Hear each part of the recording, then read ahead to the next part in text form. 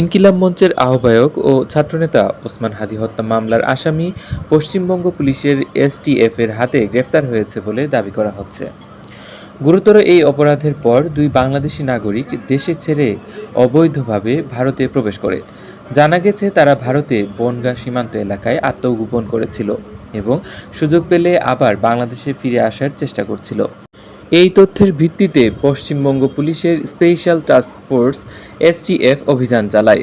অভিযানে গত ৭ মার্চ ২০২৬ তারিখের মধ্যরাতে বনগাঁ এলাকা থেকে দুই বাংলাদেশি নাগরিককে আটক করা হয়। তারা হলেন রাহুল ওরফে ফয়সাল করিম মাসুদ এবং অন্যজন আলমগীর হোসেন।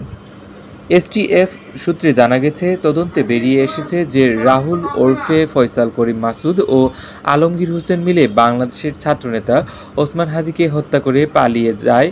পরে তারা মেঘালয় সীমান্ত দিয়ে অবৈধভাবে ভারতের ভূখণ্ডে প্রবেশ করে।